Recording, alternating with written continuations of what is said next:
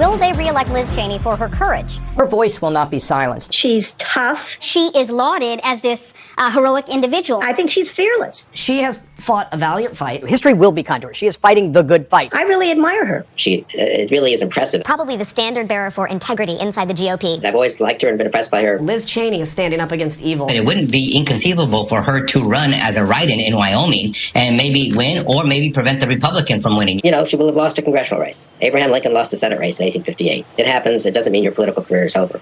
Are you planning to vote for Liz Cheney? Can I cuss? Hell no. Are you planning to support Liz Cheney? Absolutely not. What are your thoughts about Liz Cheney running for a fourth term?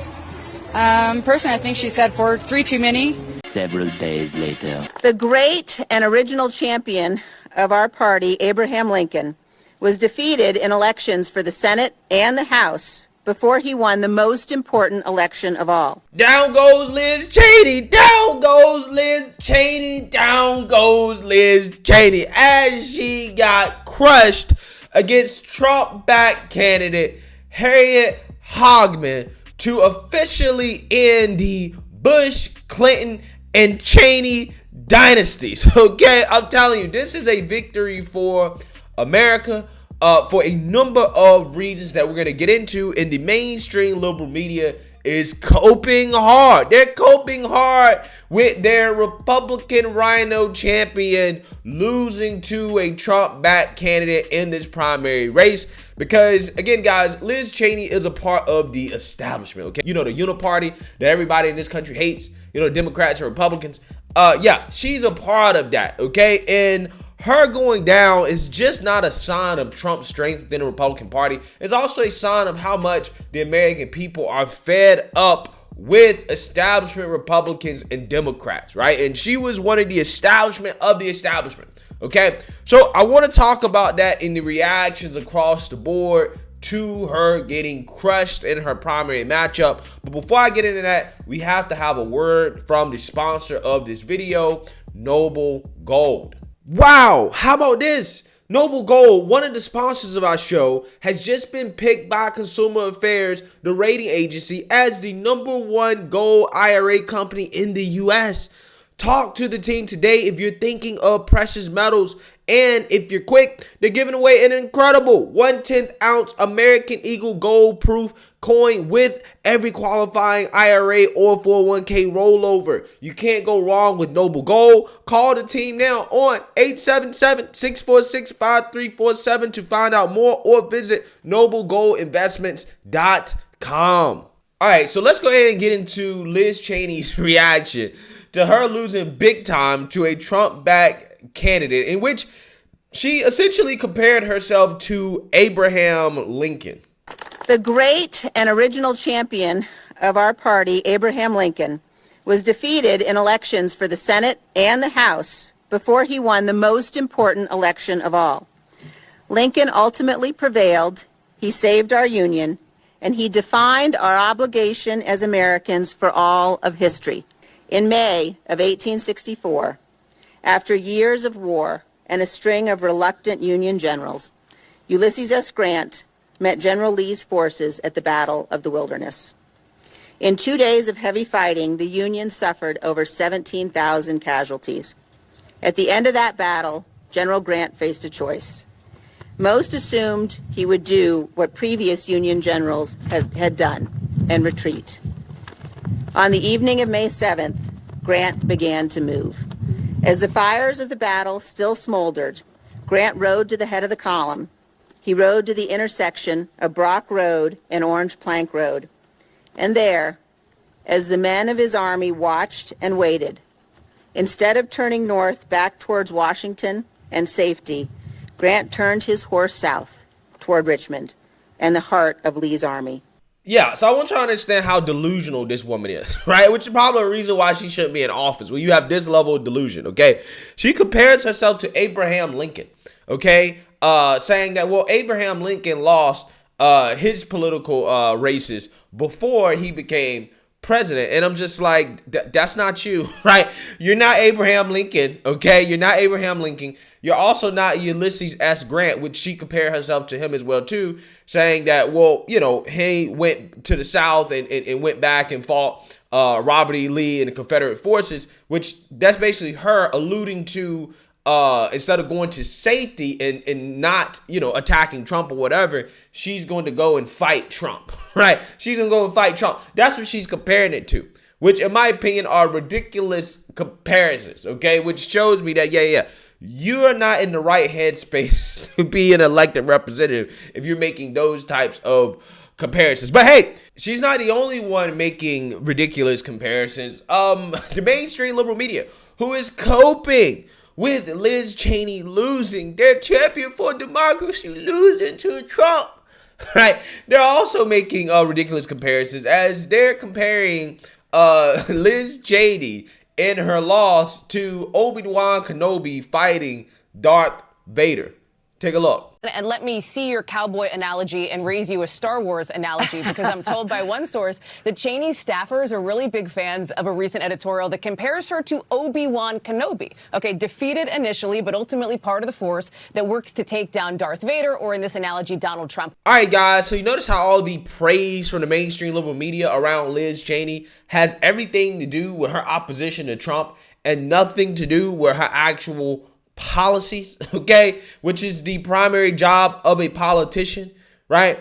But you're trying to tell me that Liz Cheney is leaving some great legacy. Well, what policies in particular is Liz Cheney primarily responsible for that makes her legacy so great? I guarantee you nobody can name any.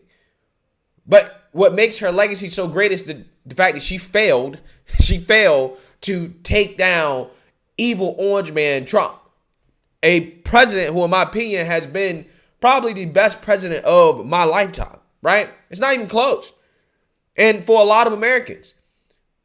But again, her legacy is trying to take down that guy, right? That's what makes her so great. Again, it goes to tell you guys exactly what's going to happen to Liz Cheney once she's officially out of office. There is not going to be a party for her because the Democrats' only usefulness for her is the fact that she's opposed to Trump. They don't actually really like her policies, as CNN essentially admitted to. Ultimately, I don't know that it's going to be enough necessarily to save her. But what do you think of these shifting sands? We have a common enemy in Donald Trump, right? I mean, politics makes strange bedfellows. But I think, look, if I lived in Wyoming, I would vote for Liz Cheney because a Republican is going to be in that seat, so it might as well be Liz Cheney than, this woman who is just, it's beyond me that somebody's going to put her in the House. Look, Liz Cheney is still anti-abortion. She's still, has a huge level of conservatism. I think she's going to be a woman without a party. All these people speculating that she's going to now become a Democrat or she's going to run as an independent or let her be, a vice presidential candidate for the Democrats. Like, I just don't see any of that. Right. There's really no party that Liz Cheney is going to be welcome in at this point. And it's too bad because I think history is going to treat her well. And she's performed an amazing, courageous, valuable service over this last year. Yeah, we don't like you, right? We don't like your policies.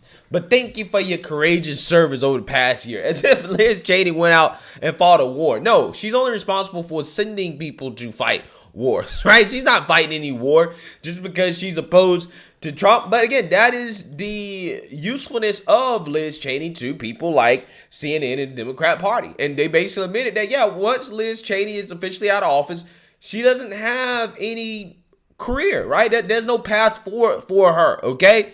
Has the mainstream liberal media and the Democrats continue to cope with Liz Cheney losing, as they say that her concession speech will be studied by historians for generations. So we're going to read some of the tweets here from the left, and then we're going to read some of the tweets from the right in response to this, and you guys can see the difference here. George Conway says, whatever happens, Liz Cheney has won the general election for dignity, a race in which virtually none of her GOP colleagues could ever even compete. Gretchen Carlson says, thank you, Representative Liz Cheney, for bravery and for standing up for truth and highlighting women who've come forth to tell truth. January 6 hearings, it's my story and millions of women's stories. We need to tell truths, whether it's about election or harassment. Thank you. Okay, so again, this January 6th thing, was she successful at it? And no, she was not successful. It was undoubtedly a failure. It did not move the needle at all in terms of public opinion on Trump. So what has she done? What has she accomplished? Nothing, right? You're praising her for nothing. Alyssa Farah Griffin says, this is the beginning, not the end for Liz Cheney. I stand with Liz. Anna Navarro says, Liz Cheney may have lost tonight, but she has earned a place among honorable Americans who put country over party and political ambition. History will lump most of her GOP colleagues together as forgettable cowards. She will be remembered and admired as a profile encouraged. That's a lie. She will not be remembered. She won't be remembered at all. She won't be. Nate Bell says, Liz Cheney wasn't defeated tonight. She was unleashed. Quote, I have not yet begun to fight. Rachel Bitecoffer says, dear Liz Cheney, we salute you, America. Kim Weaver says, I'm a diehard Dem, but I want you to know how much I respect you for standing up for what is right, even though you knew it will hurt your re-election efforts. Sadly, most of the GOP sold their souls to the devil to stay in power. So as you see here are all the Democrats that are essentially coping over the fact that Liz Cheney lost. A lot of whom would never vote for Liz Cheney. If it was between a Democrat and Liz Cheney, they would never vote for her. But they're going to, say she's a hero and all this and that, okay, because she, stood up to Trump, right? And then you have MAGA Twitter, who's chimed in on Liz Cheney losing. You have Alicia Stefanik, who says, congratulations to Hogman for WY on her massive primary victory to restore the people of Wyoming's voice. I was proud to join President Trump and Leader McCarthy in endorsing Harriet. Claudia Tenney says, tonight, the people of the great state of Wyoming told Liz Cheney, you're fired. Congratulations, Hogman, for WY. I look forward to working with you in Congress. Stephen Chung says, live look at Dick Cheney realizing his family no longer has the power to spread war across the globe. Facts. You tried to roll out Dick Cheney in an advertisement, a last-minute political ad to try to get votes.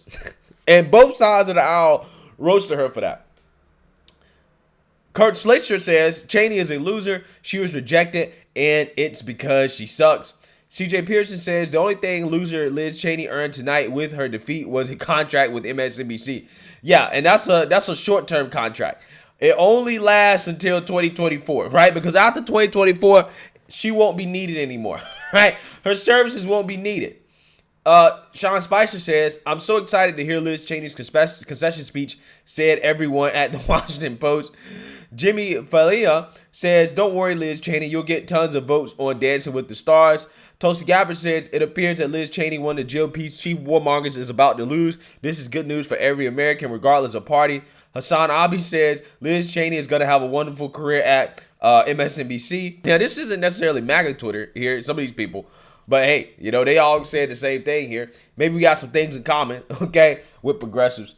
Sebastian Gorster says, it's official, bye-bye Cheney. Ryan Fournier says, Trump has single-handedly ended the Cheney, Bush, and Clinton dynasties. The man is a legend alone for that. Facts.